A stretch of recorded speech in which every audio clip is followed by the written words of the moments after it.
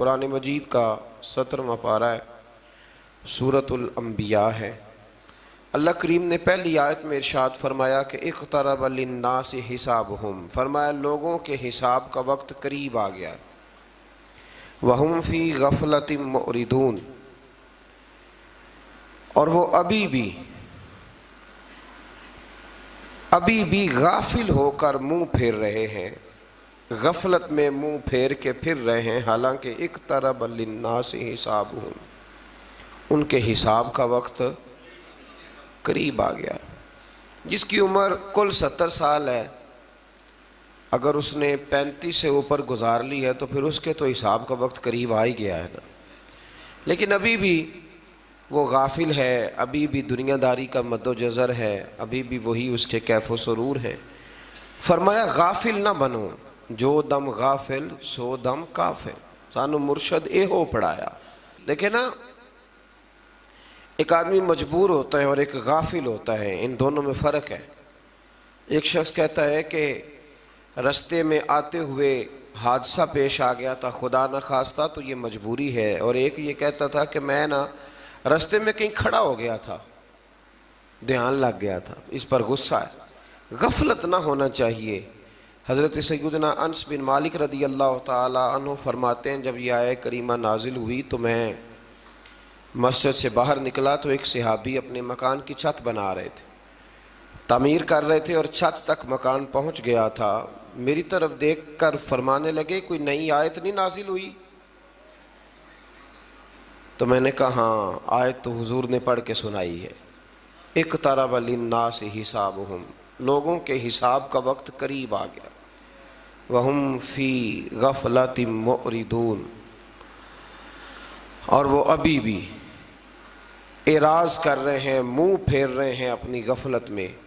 فرماتے ہیں جب میں نے انہیں یہ آیت سنائی نا، تھوڑی دیر کے لیے وہ خاموش ہو گئے، چپ کر گئے، پھر وہ نیچے اترے، انہوں نے ہاتھ جھاڑے اور مسجد نبوی کی طرف بڑھ گئے۔ تو میں نے کہا کہاں جا رہے ہو، مکان نہیں بنانا؟ تو فرمانے لگے تمہیں نے تو کہا ہے کہ حساب کا وقت آ گیا ہے، ابھی تو تم نے آیت سنائی ہے، تو اب میں مکان بناتا رہوں؟ اب تیاری کرتے اللہ کی بارگاہ میں حاضر ہونے کی، اب تیاری کرتے۔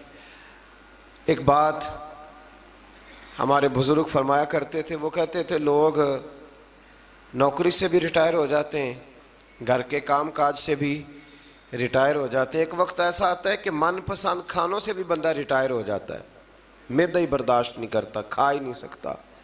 فرمایا کرتے تھے دعا کرو اللہ ہمیں گناہوں سے ریٹائر ہونے کی توفیق عطا کرے، وہ اصل چیز ہے، اس سے بھی ہم ریٹائر ہو جائیں۔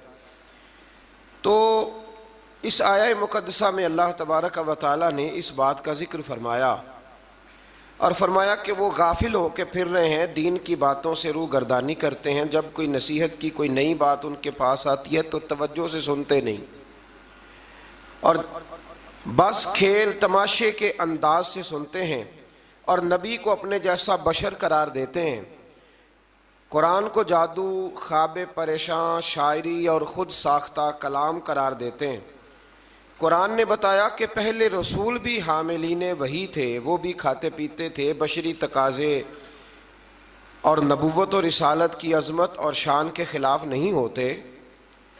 اس کے بعد پچھلی قوموں کی سرکشی اور ان پر نازل کیے جانے والے عذاب کے آنے پر ان کے اقرار جرم اور ندامت کے رائے گاہ جانے اور ان کے نیست و نابود ہونے کا ذکر ہے۔ آیت نمبر 22 سے لے کر اللہ تعالیٰ نے تقریباً آیت نمبر 24 تک پھر اپنی وحدانیت کے دلائل بیان فرمائے، زمین و آسمان کی تخلیق، صبح و شام کا آنا جانا، ان باتوں کا پھر سے ایک دفعہ ذکر فرمایا۔ آیت نمبر 25 میں فرمایا کہ ہر رسول کی طرف اس امر کی وحی کی جاتی رہی کہ اللہ وحدہ لا شریک ہے، اور صرف وہی عبادت کے لائق، اللہ کے علاوہ کوئی عبادت کے لائق۔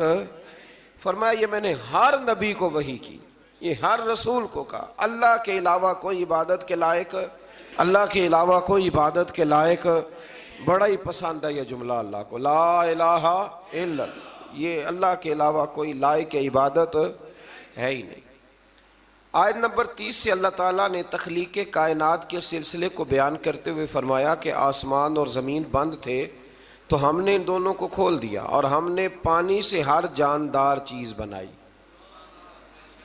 دروازے بند بھی ہم نے کھولے ہیں اور ہر جاندار چیز ہم نے پانی سے بنائی ہے.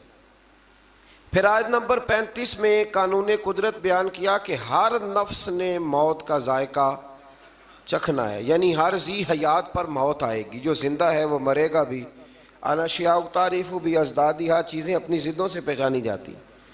دن ہے تو پھر رات بھی آئے گی، صبح ہے تو شام بھی ہوگی. اسی طریقے سے یہ یاد رکھیے گا کہ اگر کوئی زندہ ہے تو اس پر موت بھی آئے گی. آگے چل کے بتایا کہ قیامت اچانک آئے گی، حیرت زدہ کر دے گی، نہ کوئی اسے رد کر سکے گا اور نہ کسی کو مہلت دی جائے گی، اچانک آ جائے گی. آیت نمبر 42 سے اللہ کے سوا جتنے بھی معبود ہیں سب کی نفی کر دی گئی. آیت نمبر 46 میں فرمایا کہ جو لوگ عذاب کا مطالبہ کرتے ہیں اگر ان کو اللہ کے عذاب کا جھونکا بھی لگے، ہلکی سی ہوا بھی لگے، تو یہ اپنے ظالم ہونے کا اعتراف کر لیں. اللہ اکبر. آیت نمبر 47 میں فرمایا کہ قیامت کے دن عدل کا ترازو قائم ہوگا اور کسی پر کوئی ظلم نہیں ہوگا. ہر ایک کا رائی کے دانے کے برابر بھی کوئی عمل ہوا تو وہ ریکارڈ پہ آئے گا. آیت نمبر 51 سے ایک بار پھر ابراہیم علیہ السلام کا ذکر ہے کہ وہ اپنے چچا اور قوم کو بت پرستی پر ملامت کرتے رہے اور کہتے رہے کہ اللہ کی قسم تمہارے پیٹھ کے پھیرنے کے بعد، جانے کے بعد تو میں تمہارے بتوں کے ساتھ خفیہ تدبیر کروں گا. تدبیر بڑی شاندار کی حضرت ابراہیم نے. جب قوم ساری میلے پہ چلی گئی نا تو آپ نے کلاڑا لیا اور چھوٹے سارے بت کاٹ دیے. ایک ہوتا ہے محبوب سے محبت کرنا اور ایک ہوتا ہے محبوب کے دشمن سے نفرت کرنا. یہ بھی بڑا ہی ضروری ہے. اللہ اکبر. یہ بھی جب بدر کی جنگ ہوئی نا تو اب رشتہ دار ایک دوسرے کے آمنے سامنے تھے. حضرت ابو عبیدہ بن جراح ان کے والد آئے تھے مقابلے میں بیٹے کے، رشتہ دار آمنے سامنے تھے.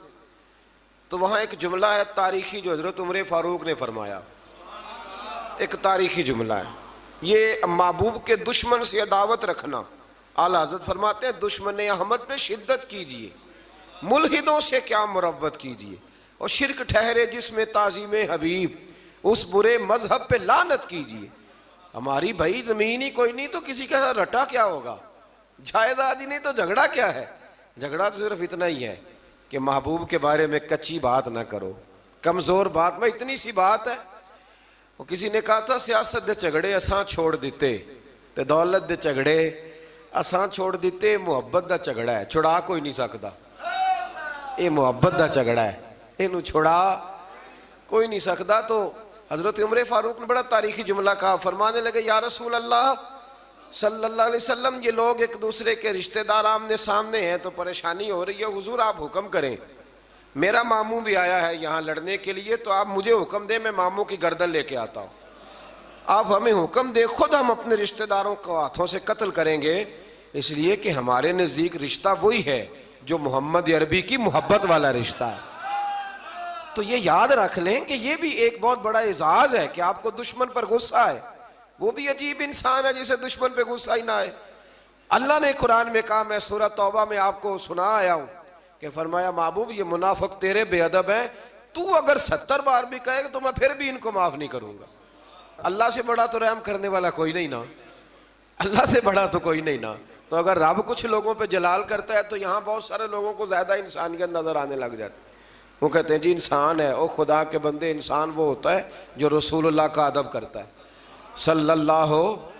تو حضرت ابراہیم کو بڑا ہی غصہ تھا. یار آپ تھوڑا سمجھیں، یہ ایک ایسا پہلو ہے جس کی بڑی ضرورت ہے یہاں، آپ غور فرمائیں.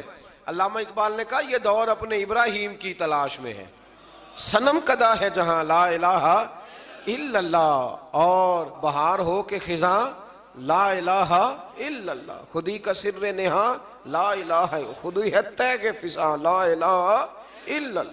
تو اب وہ بت کیا کر سکتے تھے؟ اللہ کے پیغمبر کا غصہ دیکھیں، فرمایا میرے رب کے شریک بنتے ہو. حالانکہ بت بنے ہوئے ہیں نا بت. وہ شیخ سعدی نے مثال لکھی ہے، سوکنوں کی بات سناتے ہیں تو کہتے ہیں کہ ایک شخص نا مٹی کی بیوی بنا کے نا تو اس پہ دوپٹہ ڈال کے اپنی بیوی سے کہنے لگا یہ تیری سوکن ہے. تو شام کو واپس گھر آیا تو اس نے مٹی کی عورت بھی ساری توڑ ڈالی تھی. یہ غصہ ہوتا ہے نا اپنے شریک پہ.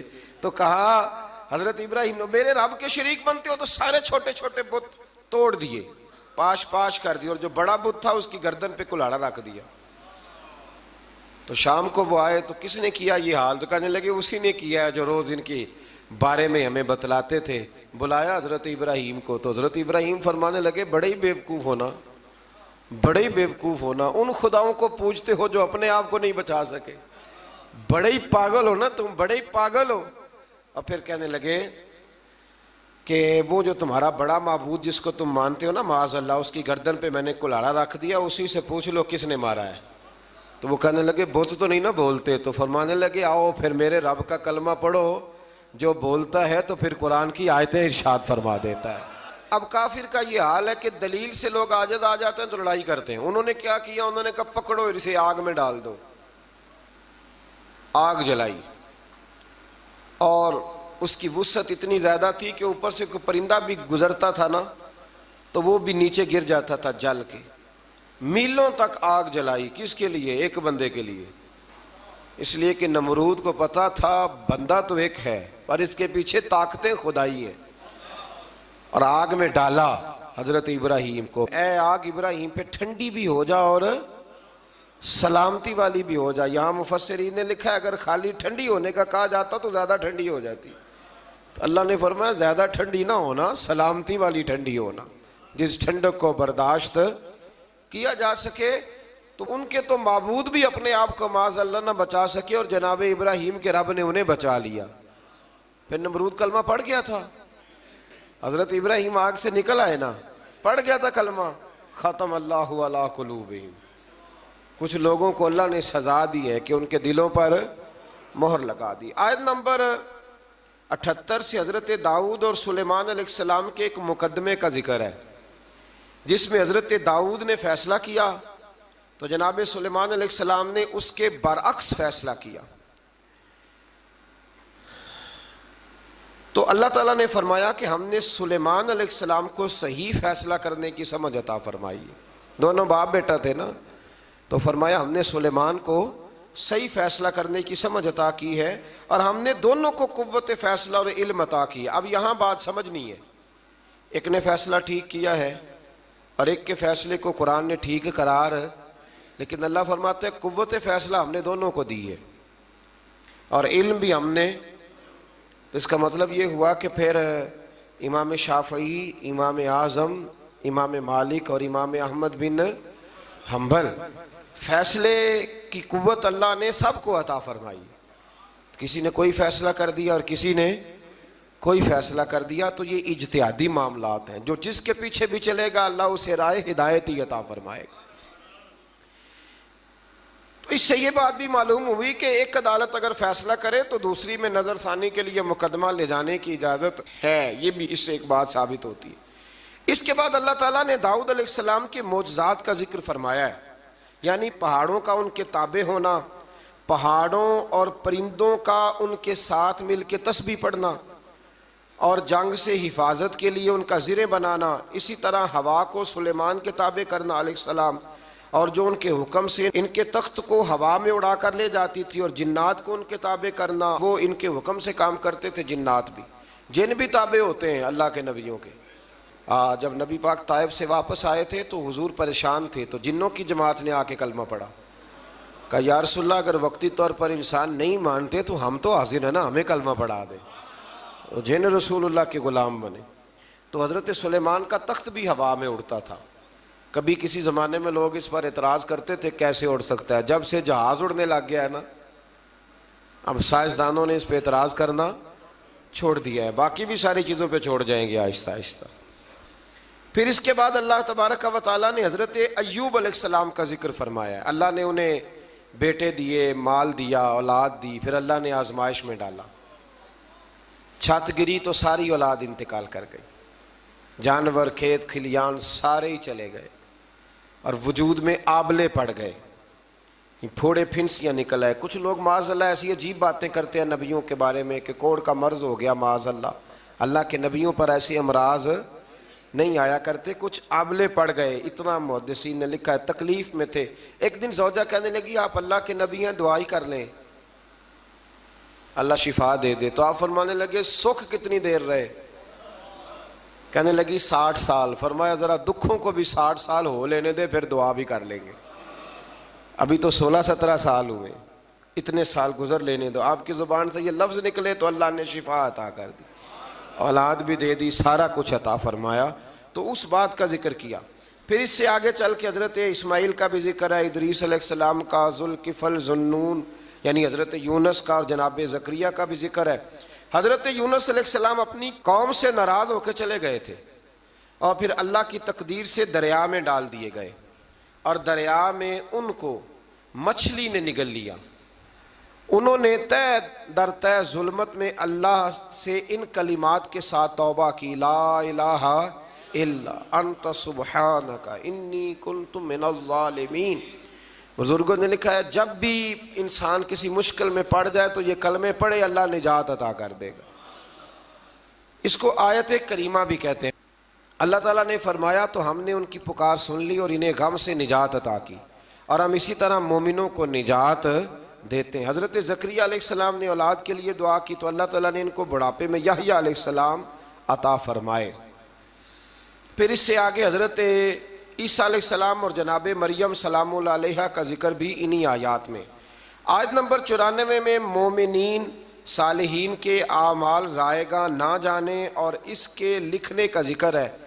آیت نمبر 96 میں پھر ایک دفعہ یاجوج ماجوج کی قوم کا اللہ نے اس کا حال بتایا ہوں نا میں۔ آیت نمبر 98 سے مشرکین اور ان کے معبودوں کا جہنم کا ایندھن بننے کا بیان ہے، اور یہ کہ اگر یہ الہ ہوتے تو جہنم میں کیوں داخل ہوتے۔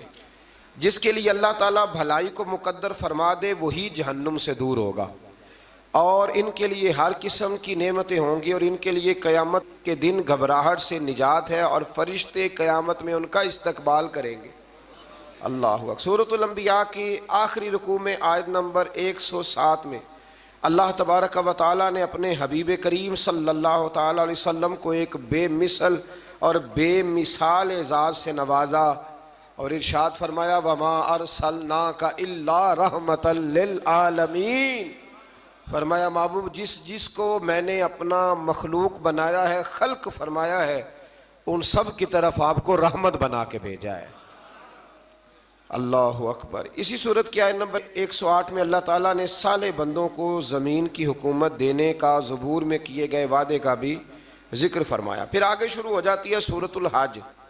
اچھا اب ناراض نہ ہوئیے گا، میری رائے ہے، کچھ لوگ پوچھنے آتے ہیں نا جی فلانا کام نہیں ہو رہا، تو ان کو نہ کبھی سورت بتاتے ہیں تو سورت کا نام بھی نہیں صحیح لے پاتے۔ میرا خیال ہے کہ لوگوں کو قرآن مجید کی ساری سورتوں کے نام بھی نہیں آتے، یہ میرا خیال ہے، غلط بھی ہو سکتا ہے۔ تو سورتوں کے نام تو کم از کم یاد ہونے چاہیے نا۔ ایک صاحب کو میں نے کہا کہ سورہ ممتحنہ پڑھا کریں، تو کہنے لگے یہ تو میں نے آپ سے سنا ہے۔ تو یہ تو درست نہیں ہے نا جی، کہ ہمیں وہ چیزیں جن کا دروازے کا نام ہی نہ آئے گا تو اندر کیسے داخل ہوگی؟ اتنا تو ہونا چاہیے کہ نہیں ہونا چاہیے۔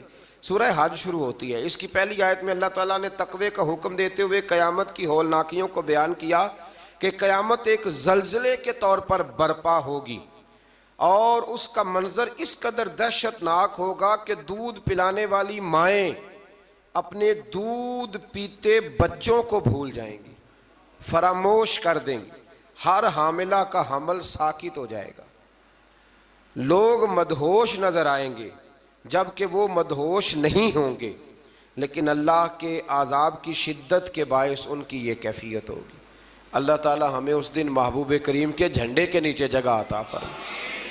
آیت نمبر 3 سے بتایا کہ بعض لوگ بغیر علم کے اللہ کے متعلق جھگڑا کرتے ہیں اور اس سرکش شیطان کی پیروی کرتے ہیں جس کے متعلق لوح محفوظ میں لکھا جا چکا ہے کہ جو اس کو دوست بنائے گا وہ اس کو گمراہ کر دے گا اور اس کو بھڑکتی ہوئی آگ کے عذاب کی طرف لے جائے گا۔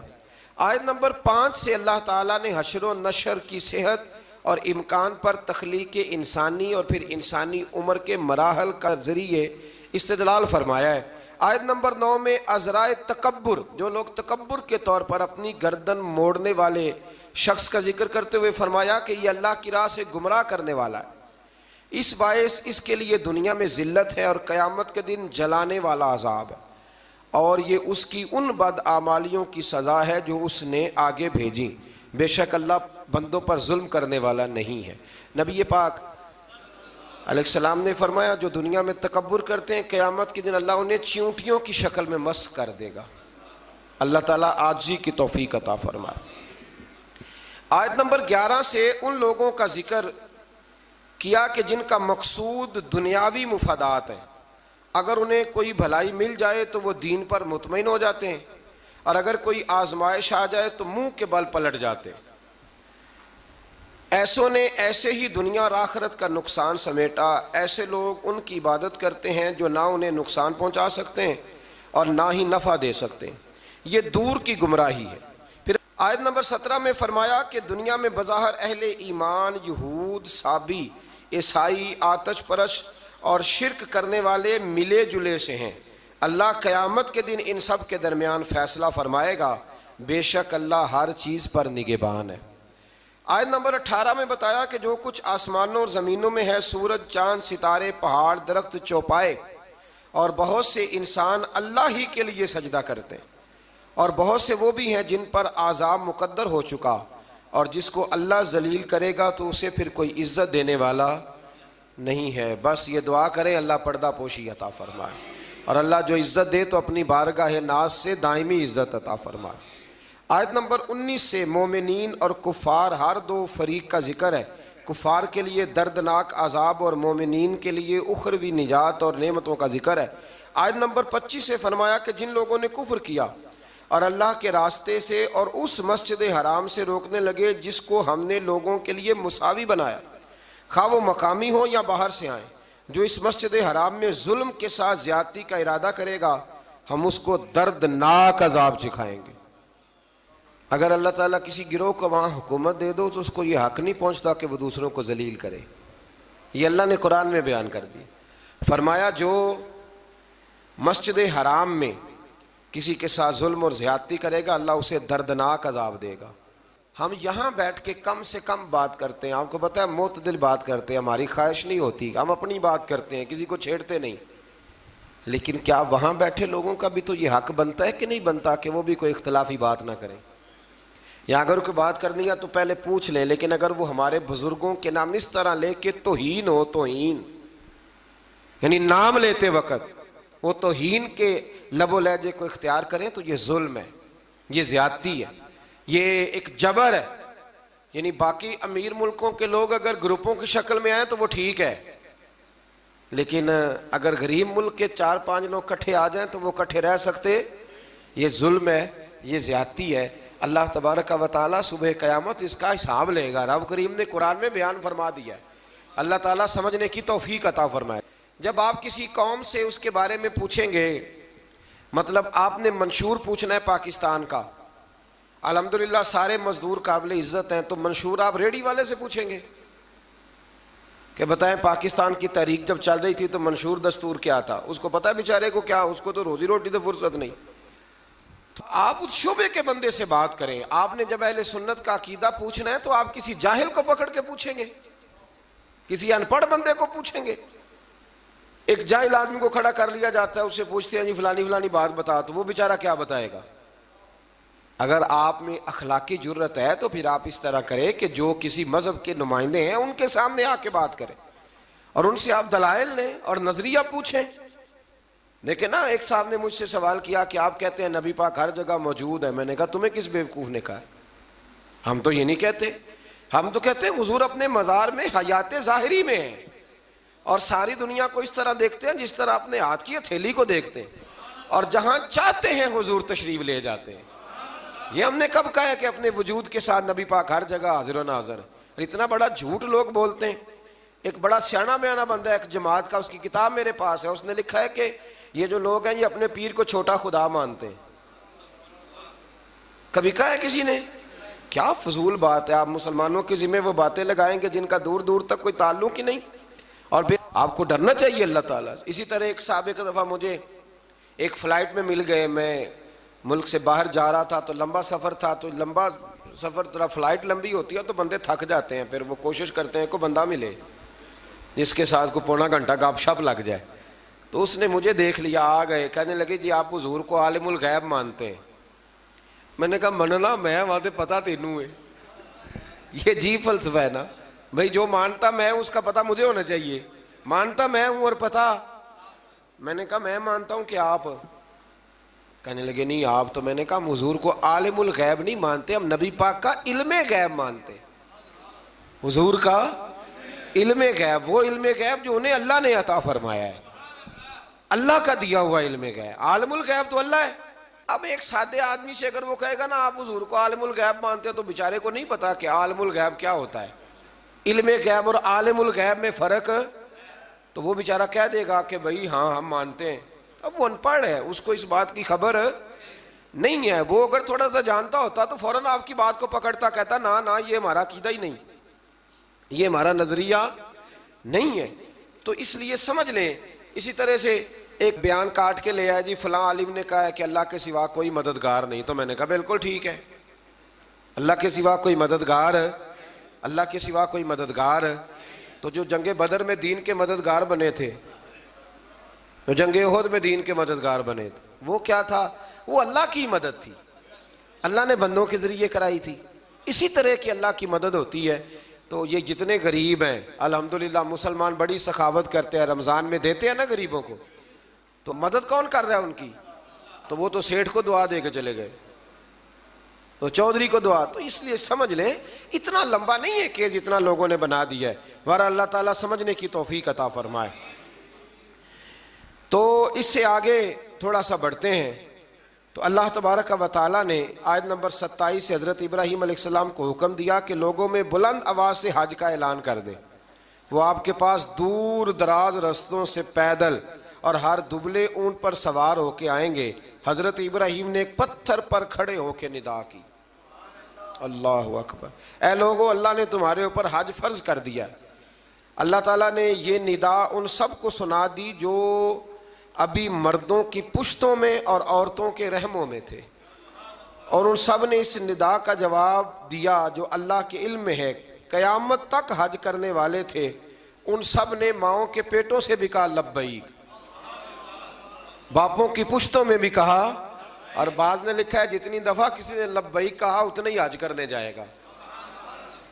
پتہ نہیں اب ہم نے کتنی دفعہ کہا ہے، دعا فرمائے اللہ زیادہ ہی توفیق عطا فرمائے، زیادہ اللہ موقع۔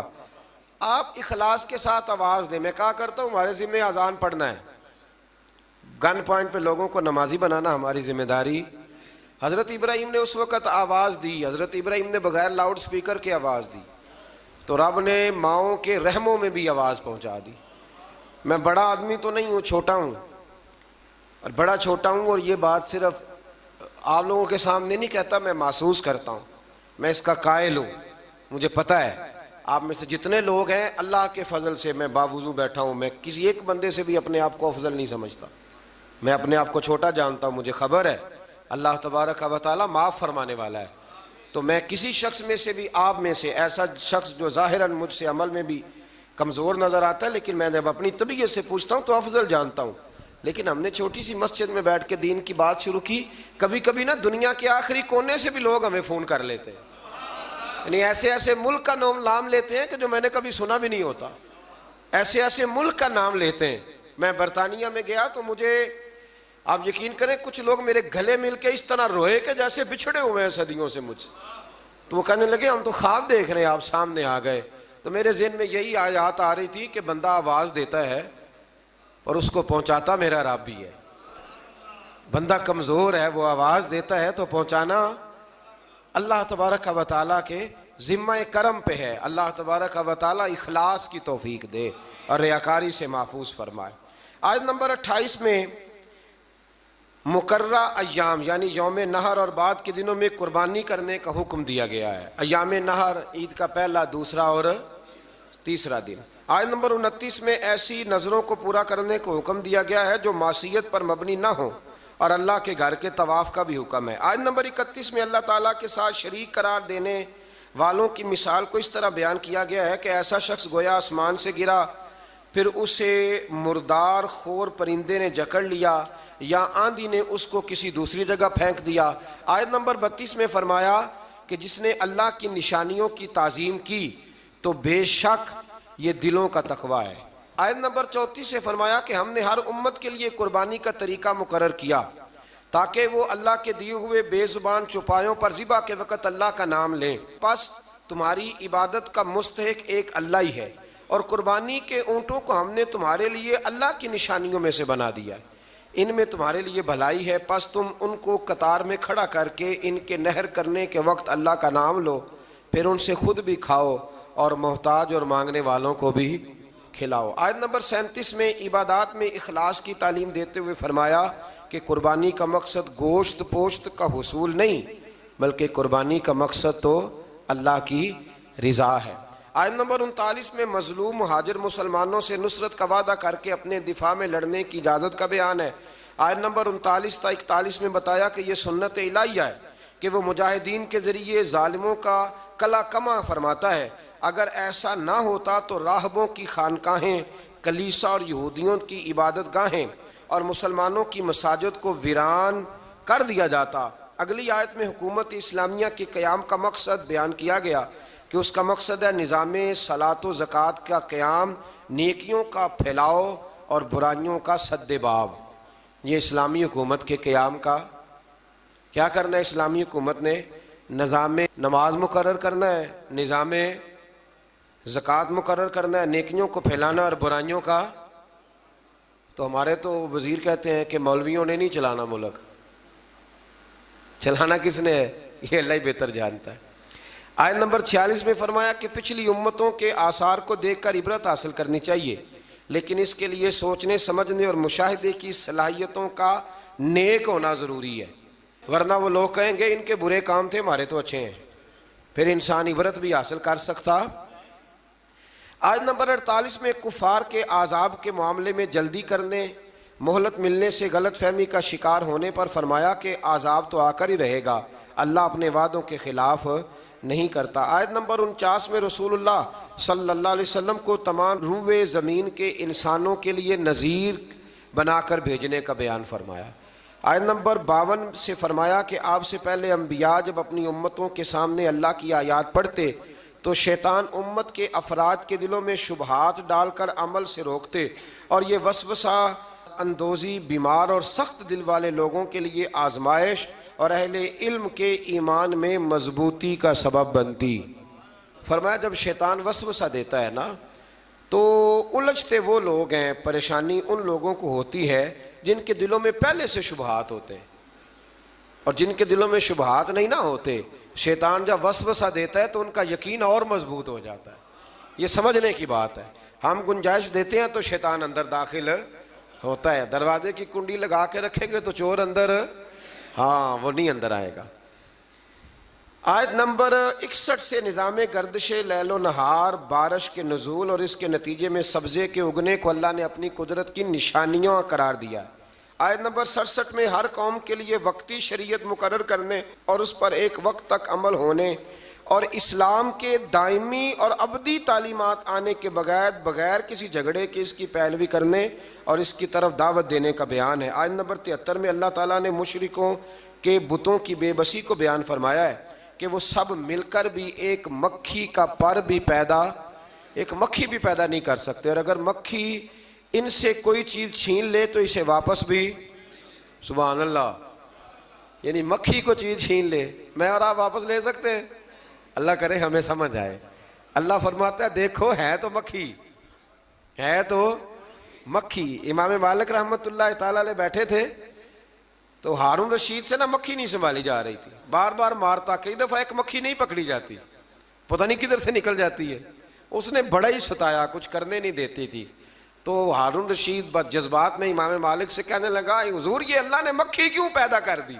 معاذ اللہ، اس کی کیا ضرورت تھی؟ تو امام صاحب فرمانے لگے فوراً، ڈرتے نہیں تھے نا بادشاہوں سے وہ لوگ، فوراً فرمانے لگے یہ اللہ نے تیرے جیسے بادشاہوں کا غرور توڑنے کے لیے پیدا کی ہے، کہ اللہ فرماتا ہے تم سے تو مکھی نہیں سنبھالی جاتی اور تم حکومتیں چلانے کی بات کرتے ہو۔ بت اور ان کے پجاری دونوں کمزور ہیں۔ آیت نمبر 75 میں فرمایا کہ منصب رسالت کوئی فرمائشی منصب نہیں، اللہ تعالیٰ خود رسولوں کو منتخب فرماتا ہے اور وہ سب کچھ جانتا ہے۔ آیت نمبر 77 میں ہمہ وقت بندگی کا حکم دیا گیا۔ اس پارے کی آخری آیت میں دین کی سربلندی کے لیے سر توڑ کوششیں کرنے دین کے معاملے میں تنگی نہ ہونے، ملت ابراہیم کی پیروی کرنے، اور آخر میں نماز قائم کرنے، زکوٰۃ ادا کرنے، اللہ تعالیٰ کے دامن رحمت کو مضبوطی سے پکڑنے کا بیان فرمایا۔ اللہ تعالیٰ کی مدد ان چیزوں سے وابستہ ہے۔ آج ایک سپارہ اور بیان کرنا ہے۔ اللہ تعالیٰ توفیق عطا فرمائے، اللہ تعالیٰ ہمت عطا فرمائے، آپ سب کو اللہ بڑی برکتیں عطا فرمائے۔ سورۃ المومنون سے یہ پارہ شروع ہوتا ہے۔ سورۃ المومنون کی جو ابتدائی 11 آیات ہے وہ تعلیمات اسلامی کی جامع آیات ہیں۔ ان میں فلاح یافتہ جو کامیاب ہونے والے ایماندار ہیں ان کی صفتیں بیان کی گئیں۔ فرمایا گیا کہ وہ نمازوں میں خشوع خضوع کرتے ہیں، ہر قسم کی بیہودہ باتوں سے لا تعلقی، زکوٰۃ کی ادائیگی، اپنی پاک دامنی کی حفاظت، امانت اور عہد کی پاسداری اور نمازوں کی پابندی۔ آخر میں فرمایا گیا کہ ان صفات کے جو حامل اہل ایمان ہیں وہ ہمیشہ جنت میں رہیں گے۔ آیت نمبر 13 سے انسانی تخلیق کے مدارج کو بیان کیا گیا۔ پہلے نطفہ، پھر اس کے بعد جمع ہوا خون، پھر گوشت کا لوتھڑا، پھر گوشت اور ہڈیوں پر مشتمل جسم کی تشکیل۔ اس کے بعد فرمایا یہی خالق و مالک موت کے بعد آخرت میں دوبارہ زندہ کر دے گا۔ جو ماں کے پیٹ میں صورتیں بناتا ہے نا، قبر سے بھی دوبارہ زندہ کر لے گا۔ پھر آیت نمبر 27 سے ایک بار پھر حضرت نوح علیہ السلام کی کشتی بنانے کا ذکر ہے۔ آیت نمبر 33 سے بیان ہوا کہ ہود کی قوم کے کفار، منکرین آخرت اور خوشحال لوگوں نے نبی پر طنز کرتے ہوئے کہا کہ یہ تو ہم جیسے بشر ہیں۔ اللہ تعالیٰ نے پھر ان کی ہلاکت کا بیان فرمایا، اور پھر اللہ تعالیٰ نے حضرت موسیٰ اور ہارون کی بعثت کا بھی ذکر کیا، اور قوم موسیٰ کی سرکشی جو پچھلے پاروں میں گزر گئی اس کا بھی یہاں اللہ نے دوبارہ ذکر فرمایا۔ آیت نمبر 52 سے دین اسلام کے ایک ہی دین ہونے، فرقہ بازوں کا اسلام کی وحدت کو پارا کرنے، اور ان کے جو امیر لوگ ہیں ان کے خوش فہمی میں مبتلا ہونے کا بیان بھی فرمایا گیا۔ آیت نمبر 56 سے فرمایا کہ وہ اہل ایمان جن کے دلوں میں خشیت الہی ہے، جو شرک نہیں کرتے، جو اللہ کی راہ میں عاجزی کے ساتھ خرچ کرتے، اور جنہیں قیامت پر ایمان ہے، وہی لوگ نیکیوں میں جلدی کرتے ہیں اور سبقت کرتے ہیں۔ آیت نمبر 64 میں کفار کی پکڑ اور اس پر ان کے چلانے کا بیان ہے۔ اس کا سبب یہ ہے کہ یہ اللہ تعالیٰ کی آیات سے روح گردانی کرتے، تکبر اختیار کر کے قرآن کو افسانہ کہہ کے بکواس کرتے تھے۔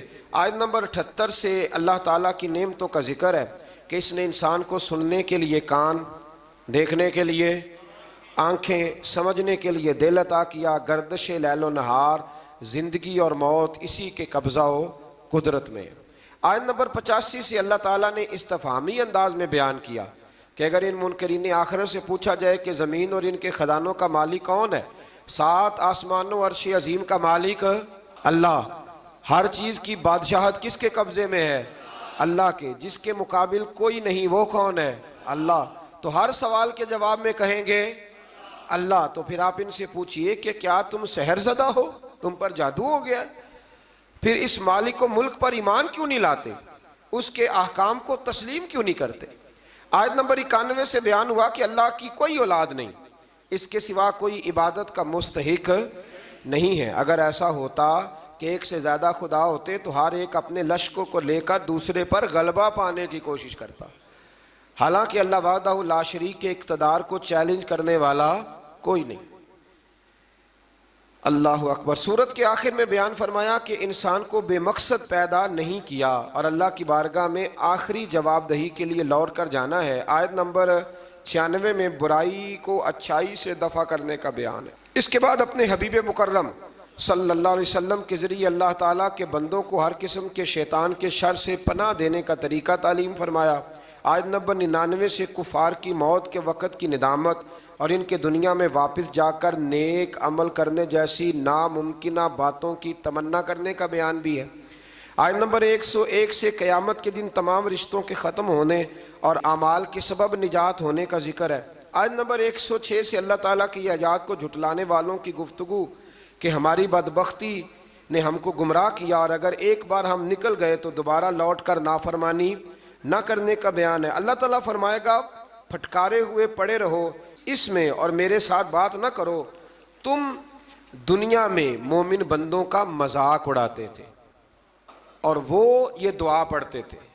کافر مذاق اڑاتے تھے اور مومن کہتے ربنا آمنا، اے اللہ ہم تجھ پر ایمان لائے، فاغفر لنا ذنوبنا، ہمارے گناہوں کو بخش دے، ورحمنا، اور ہم پر رحم فرما، وانت خیر الراحمین، تو سب سے بڑھ کر رحم کرنے والا ہے.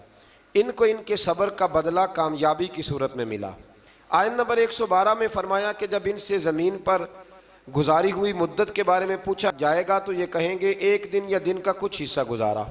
آخری آیت میں امت محمدیہ صلی اللہ علیہ وسلم کو استغفار کرنے اور رحم کی دعا مانگنے کا حکم ہے، جو کہ یہ آیت ہے رب اغفر وارحم وانت خیر الراحمین. فرمایا یہ دعا مانگا کرو، رب اغفر وارحم وانت خیر الراحمین.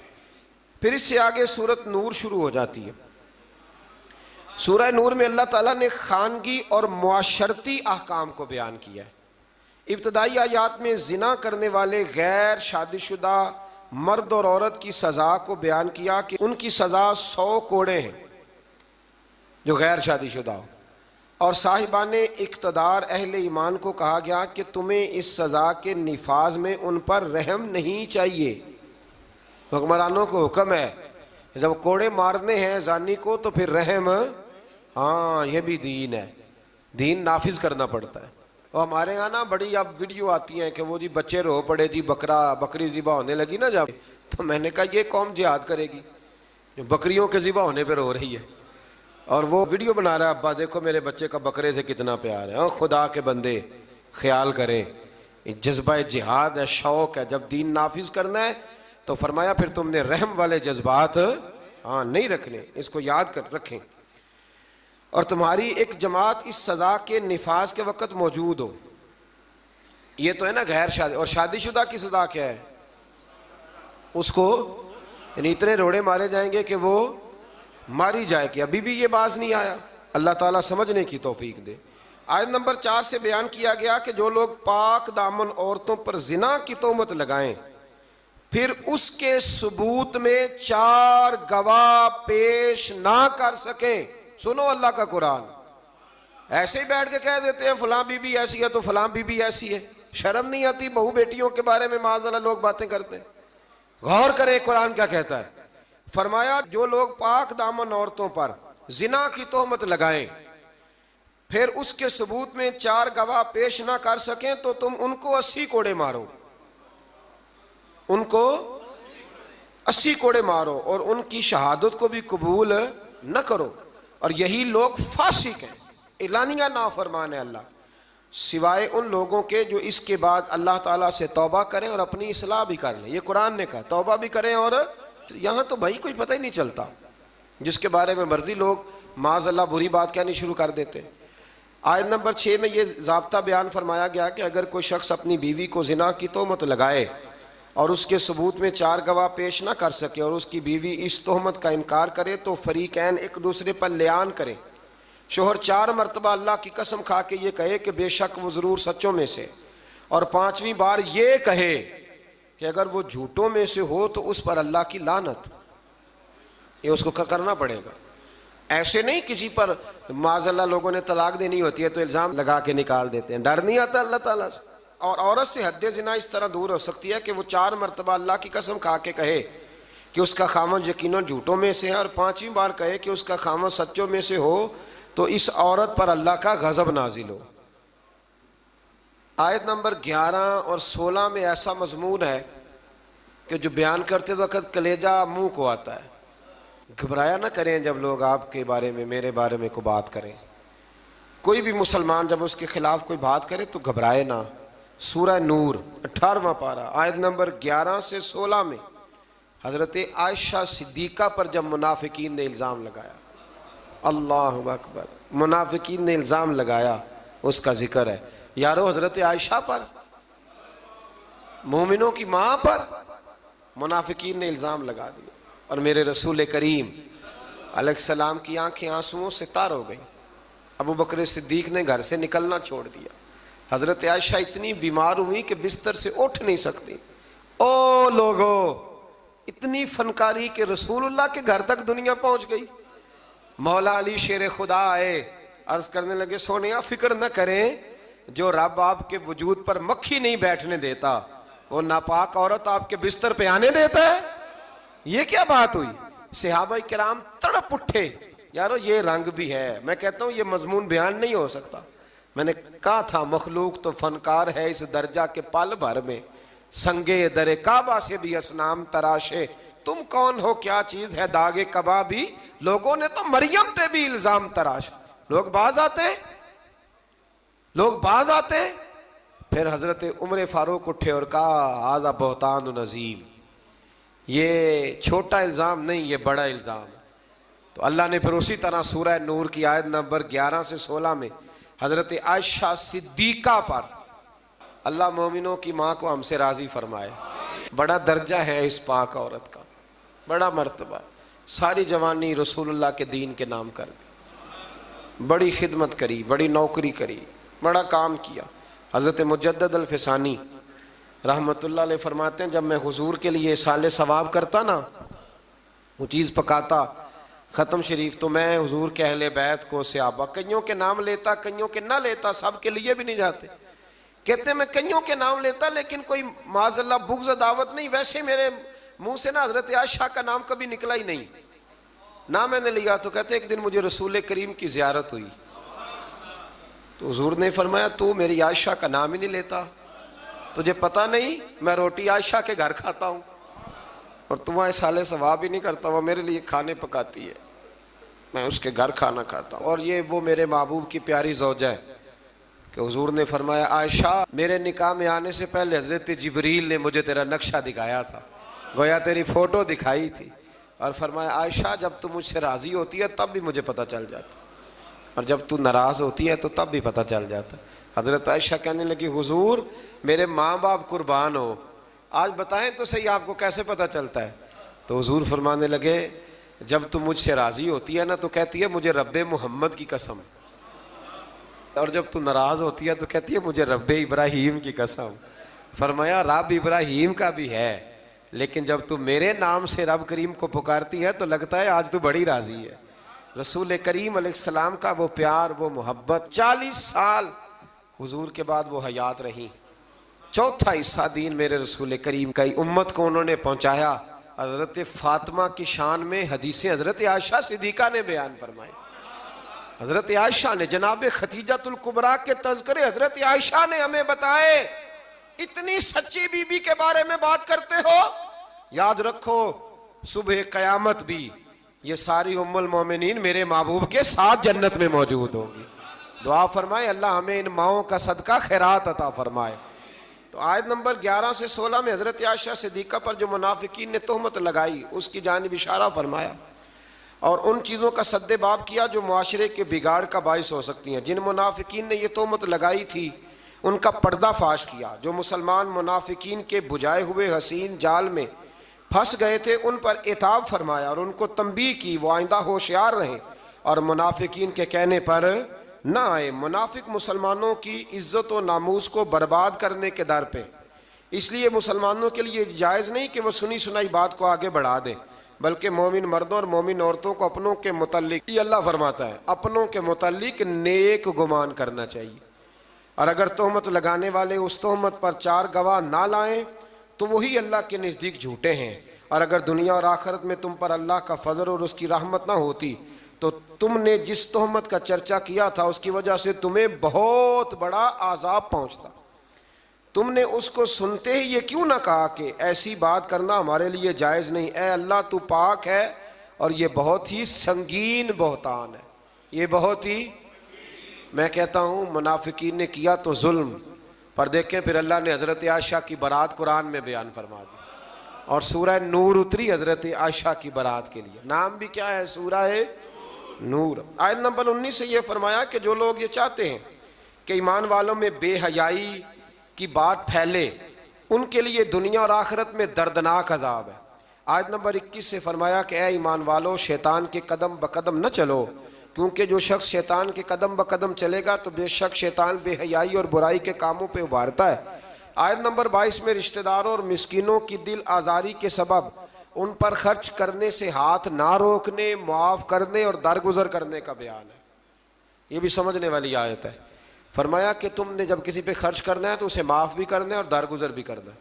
اگر عادتیں دیکھ کے خرچ کرو گے پھر تو کسی پہ بھی نہیں ہو سکتا، معاف کرو گے، درگزر کرو گے تو پھر ہی کسی کے ساتھ نیکی ہو سکتی ہے۔ آیت نمبر 23 سے پاک دامن بے خبر ایمان والی عورتوں پر بدکاری کی تہمت لگانے والوں کے لیے دنیا اور آخرت میں لعنت اور بہت بڑے عذاب کا بیان ہوا، جس دن ان کے خلاف ان کی زبانیں، ان کے ہاتھ، ان کے پاؤں گواہی دیں گے کہ وہ دنیا میں کیا کرتے رہے۔ اس دن اللہ تعالیٰ کے حق اور انصاف کے ساتھ ان کو پورا بدلہ دے گا۔ آپ ایک بات سمجھ رہے ہیں ان آیات میں؟ مرد پر الزام لگانے کی بات ہی کوئی نہیں ہو رہی۔ اس کا مطلب ہے دنیا میں زیادہ الزام زنا کا کس پہ لگتا ہے؟ اللہ تعالیٰ توفیق عطا فرمائے۔ ہے نا عجیب بات؟ وہ میرے پاس ایک صاحب آیا کرتے تھے تو انہوں نے پسند کی شادی کی ہوئی ہے۔ ایک دن مسئلہ پوچھنے آئے تو مسئلہ پوچھنے نہیں آئے، مجھے اطلاع دینے آئے۔ کہنے لگے کہ بہن کا قتل جائز ہے؟ میں نے کہا، اور بڑے سٹائل سے، خونخوار آنکھوں سے۔ میں نے کہا کیوں جی؟ کہنے لگے جی اگر وہ غلط ہو جائے تو مار نہیں دینی چاہیے۔ میں نے کہا کیا غلط ہوئی ہے، کیا اس نے کیا؟ کہنے لگے وہ کہتی ہے مرضی سے شادی کروں گی۔ تو میں نے کہا ٹھیک ہے، وہ اگر غلط جگہ پہ اصرار کر رہی ہے تو ٹھیک نہیں، لیکن آپ کے لیے قتل تو پھر بھی جائز نہ رہا۔ ہاں اگر کوئی بہت بڑی غلط بات کرے تو اس کی کچھ نہ کچھ سزا ہے، لیکن یہ جو انداز ہے۔ تو میں نے کہا وہ صاحب آپ نے بھی تو پسند کی ہے نا، لڑکے یہ کام کر لیں تو پھر ایسا بھی کبھی ہوا ہے کہ باپ کی غیرت چھا گئی کہ لڑکا میرا جو پسند کی شادی کر رہا ہے لڑکا قتل کر دوں؟ لڑکوں کو کیوں نہیں قتل کرنے نہیں چاہیے، لیکن میں مثال دے رہا ہوں، وہاں نہیں غیرت جاگتی؟ لڑکے کے پاس 15 عورتوں کے نمبر ہوں تو وہ پاک کا پاک ہے، اور بچی پر شک بھی گزر جائے، شک بھی، وہ جی طلاق ہو گئی، ہمارے پاس کیس آتے ہیں نا طلاق کیوں جی؟ اس کے موبائل پہ ایک میسج نکل آیا تھا کسی غیر کا، اس نے پوچھا تھا کیا حال ہے؟ تو میں نے کہا وہ ضروری ہے، کوئی تنگ کرنے کے لیے بھی تو ایسا کر سکتا ہے، لیکن 1 منٹ لگتا ہے۔ تھوڑا سا ڈرنا چاہیے اللہ تعالیٰ سے، تھوڑا خیال کرنا چاہیے۔ اس کا مطلب ہے زیادہ تہمت عورتوں پہ لگتی ہے۔ عورت کو اسلام نے بڑی عزت دی ہے، عورت کو اسلام نے بڑی عزت دی ہے۔ کبھی اسے بیٹی بنایا ہے، کبھی بہن بنایا ہے، کبھی اسے کہا یہ جب تیرے نکاح میں آئے گی تو تیرا ایمان مکمل کر دے گی۔ ایمان کے مکمل ہونے کا سبب ہے، اتنا بڑا درجہ ہے بی بی کا۔ اور پھر میرے رب کریم کے محبوب نے فرمایا کہ اللہ تعالیٰ نے نا جنت ہی ماں کے قدموں کے نیچے رکھ دی۔ تھوڑا خیال کریں، اکرام کریں، احترام کریں، اللہ توفیق عطا فرمائے۔ پھر آیت نمبر 30 سے مسلمان مردوں کو یہ حکم دیا کہ وہ اپنی نگاہیں نیچی رکھیں، اپنے شرمگاہوں کی حفاظت کریں۔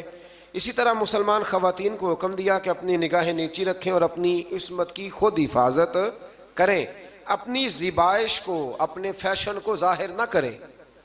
اپنی زیب و زینت دکھانی ہو تو صرف اپنے خامد کو دکھائیں، یہ اللہ نے منع کر دیا۔ اور جسم کے جس حصے کا پردہ ممکن ہو جیسے ہاتھ اور پیر، ان کے سوا باقی جسم کو ڈھانپ کر رکھیں اور اپنے گریبانوں کو دوپٹوں سے چھپائے رکھیں، یہ اللہ قرآن میں فرما رہا ہے۔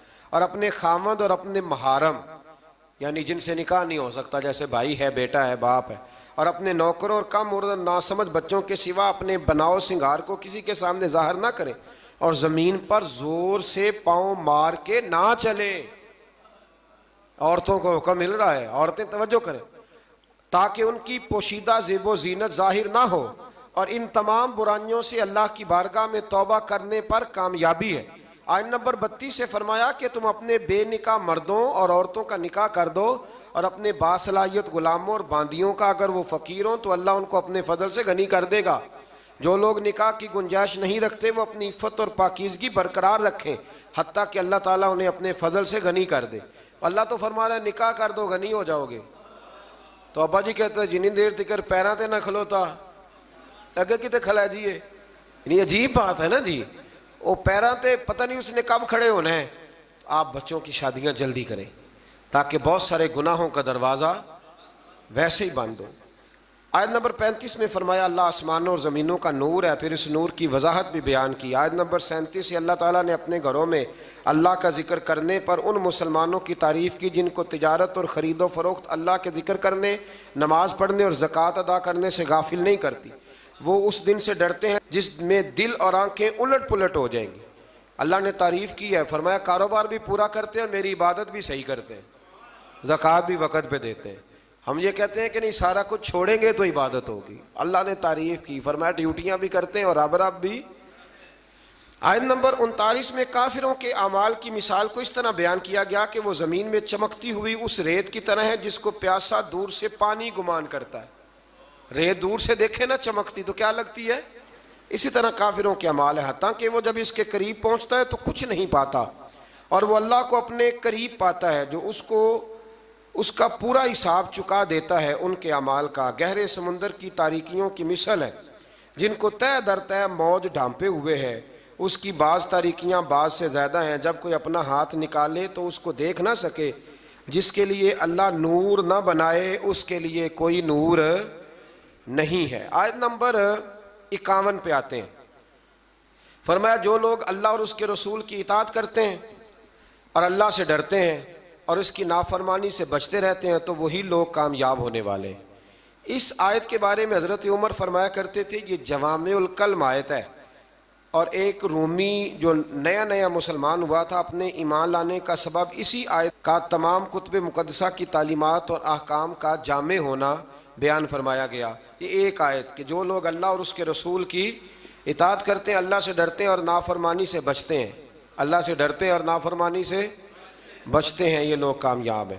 آیت نمبر 53 میں فرمایا کہ منافقین اللہ کی خوب پکی قسمیں کھا کے کہتے ہیں کہ وہ جہاد کے لیے ضرور نکلیں. بڑی پکی قسم کھاتے ہیں، ہم جہاد کے لیے ضرور جائیں گے. آپ کہیں گے کہ زیادہ قسمیں نہ کھاؤ، تمہاری اطاعت کی حقیقت ہمیں معلوم ہے. آپ کہہ دیں ابھی ان سے کہ نہ کھاؤ زیادہ قسمیں، ہمیں پتہ ہے تم نے کتنا جانا ہے.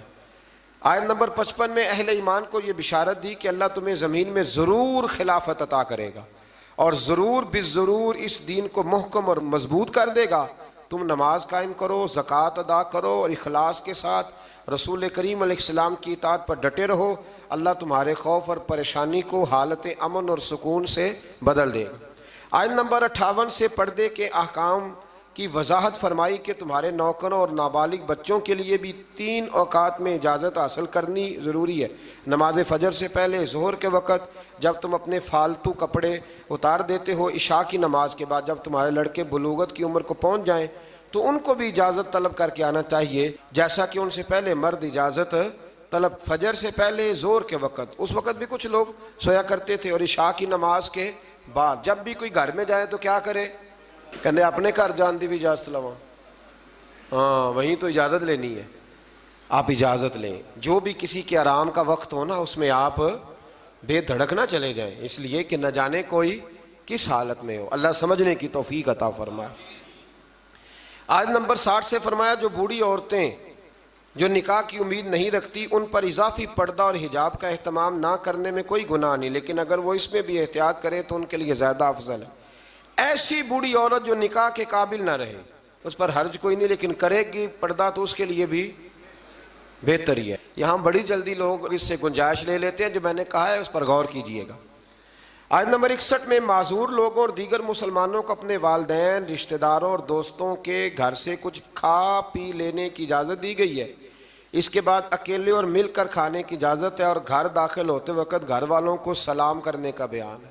پتر نہ سلام لوے تو وہ شامت آ جاندی، تین نہیں پتہ سلام لئیدا ہے. اگر ابا جی نہ لے تو چلے میں اگلی بات ہی نہیں کرتا، چونکہ مسئلہ نہ بن جائے کوئی. ابا جی کو بھی تو لینا چاہیے سلام کے نہیں. بچے کہتے ہیں ہمیں لیکچر ملتے ہیں اور ابا جی خود سلام نہیں لیتے. میرا خیال ہے اگر ابا جی سلام لیں گے تو بچوں کو لیکچر دینے کی ضرورت ہے، وہ خود بخود سلام لے لیں گے. آیت نمبر 62 میں انتظامی آداب کا بیان فرمایا گیا. مومنین صرف وہی ہیں جو اللہ اور اس کے رسول صلی اللہ علیہ وسلم پر حقیقتاً ایمان رکھتے ہیں، اور جب وہ کسی مجتمع ہونے والی مہم میں رسول اللہ صلی اللہ علیہ وسلم کے ساتھ ہوتے ہیں تو ان کی اجازت کے بغیر کہیں نہیں جاتے. اے رسول صلی اللہ علیہ وسلم، جو لوگ آپ سے اپنے کام کے سلسلے میں اجازت طلب کرتے ہیں آپ ان میں سے جسے چاہے اجازت دیں اور ان کے لیے اللہ سے مغفرت طلب کریں. حضور چاہیں تو اجازت دیں اور چاہیں تو. آیت نمبر 63 میں بارگاہ رسالت کے آداب گفتگو اور انداز خطاب کا بیان ہے، اور نبی کریم علیہ السلام کی نافرمانی پر مرتب ہونے والے عذاب سے ڈرایا گیا ہے کہ تم رسول اللہ صلی اللہ علیہ وسلم کے بلانے کو ایسا قرار نہ دو جس طرح تم آپس میں ایک دوسرے کو بلاتے ہو. اور جو لوگ رسول اللہ صلی اللہ علیہ وسلم کے حکم کی خلاف ورزی کرتے ہیں وہ اس سے ڈریں کہ انہیں کوئی مصیبت پہنچ جائے یا انہیں کوئی دردناک عذاب پہنچ جائے۔ بے شک اللہ ہی کی ملکیت ہے جو کچھ آسمانوں میں ہے اور جو کچھ زمینوں میں ہے۔ اللہ کو تمہارے حال کا خوب علم ہے، جس دن وہ اللہ کی طرف لوٹائے جائیں گے تو ان کے کیے ہوئے سب کاموں کی خبر دے گا، اور اللہ ہر چیز کو جاننے والا ہے۔ آخر پہ آتی ہے جی سورۃ الفرقان۔ سورۃ الفرقان کی آیت نمبر 4 سے اس بات کا بیان ہے کہ کفار نے قرآن مجید کے کلام الہی ہونے کا انکار کیا اور اسے رسول اللہ صلی اللہ علیہ وسلم کا خود ساختہ کلام قرار دیا کہ پچھلے لوگوں کا کوئی افسانوی کہانیاں معاذ اللہ جو انہوں نے لکھوائی ہیں۔ کفار مکہ کے اس اعتراض کا بھی ذکر ہے کہ یہ رسول کھانا کھاتے ہیں، بازاروں میں چلتے ہیں، ان کی تائید کے لیے کوئی فرشتہ کیوں نہ اتارا گیا، انہیں کوئی خزانہ اور باغات کیوں نہ عطا کیے گئے، اور انہوں نے اللہ اور اس کے رسول صلی اللہ علیہ وسلم کو سحر زدہ بھی کہا معاذ اللہ، اور قیامت کے دن کو بھی جھٹلایا۔ اللہ تعالیٰ ان کی ان بے تکی باتوں کا رد فرمایا کہ قرآن کو اللہ کا کلام کہا، اور یہ کہ پہلے رسول بشری تقاضوں کے تحت کھانا بھی کھاتے تھے، اپنی ضرورت کے لیے بازار بھی جاتے تھے، یعنی بشری ضروریات نبوت اور رسالت کے منافی نہیں ہوتی۔ آج کل پیری مریدی میں بھی یہی مسئلہ ہے، پیر صاحب کو ہنسنا بھی نہیں چاہیے، انہوں کو کہیں آنا جانا بھی نہیں چاہیے۔ یعنی پیر صاحب کا تو یہاں تک حال خراب ہو جاتا ہے کہ کسی نے نا پیر صاحب کو دیکھ لیا نا کسی جگہ کسی ہوٹل میں بیٹھ کے کھانا کھاتے تو کہتے ہیں تسی اتنے روٹی کھانا آئے ہو، وہ خدا کے بندو یہاں انسان نہیں آتے روٹی کھانے۔ دیکھیں نا قرآن کس طرح ہمیں ترتیب سے چیزیں سمجھاتا ہے۔ کہتے ہیں جناب آپ یہاں کھڑے ہیں، چلو جی ٹھیک ہے جی، یہاں نہیں کھڑے ہوتے۔ میں ایک دفعہ بچوں کے جوتے لینے چلا گیا، مجھے ایک صاحب کہنے لگے سب تسی ادھر کدھر آئے ہو؟ میں کہ یار میرے بھی 4 بچے نے، تو یہ لڑائی کر رہے تھے میرے ساتھ، مجھے جانا پڑتا ہے، مجبوری ہے، انہوں نے بھی جوتے پہننے۔ تو اب یہاں تک معاملہ آپ کو دیکھنا پڑتا ہے کہ جناب آپ جوتے لینے چلے گئے، آپ بازار ہی چلے گئے۔ بھائی ہر جگہ ماحول ہوتا ہے اور آپ چیزوں کو لیول پہ رکھا کریں۔ اور کمال پتہ کیا ہے کہ نبی کو بازار میں بھی دیکھا جائے پھر بھی ادب ہی کیا جائے، اور غار ثور میں دیکھا جائے تو پھر بھی، یہ کمال ہے نا کمال کی بات۔ حضرت صدیق اکبر نے حضور کو سوتے بھی دیکھا، جاگتے بھی دیکھا، گھوڑے پہ بھی دیکھا، اونٹ پہ بھی دیکھا، غار ثور میں بھی دیکھا، اکیلے میں بھی دیکھا، 1,44,000 کے مجمع میں بھی دیکھا۔ تو کسی نے کہا ابو بکر رج گئے ہو؟ کہنے لگے کہاں، میرا تو دل کرتا ہے وہ بیٹھا رہے اور میں دیکھتا ہی رہوں۔ یہ کمال ہے، یہ کمال ہے کہ آپ کا ادب پھر بھی برقرار رہے، پھر بھی آیت نمبر 12 سے کفار کے لیے عذاب جہنم اور جہنم کی سختیوں، اور مومن کے لیے دائمی جنت اور اس کی نعمتوں کا بیان ہے۔ آیت نمبر 17 سے کفار اور ان کے معبودوں کے اکٹھے ہونے اور معبودان باطلہ کا سارا الزام کفار پہ لگانے کا ذکر ہے۔ اللہ ہماری حاضری قبول فرمائے۔